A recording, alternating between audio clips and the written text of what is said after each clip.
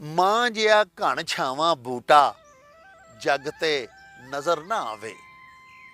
ਲੈ ਕੇ ਛਾਂ ਹੁਧਾਰੀ ਉਸ ਤੋਂ ਰੱਬ ਨੇ ਸੁਰਗ ਬਣਾਏ।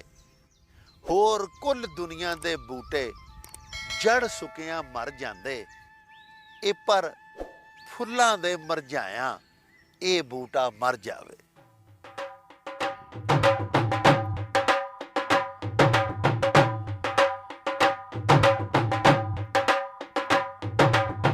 रौनक हो जाऊं छठ में चल मेले नू चलिए। ओ रौनक हो जाऊं छठ में चल मेले नू चलिए। मल्ला कट कुड़ते दे वट में चल मेले नू चलिए। हाय चल चल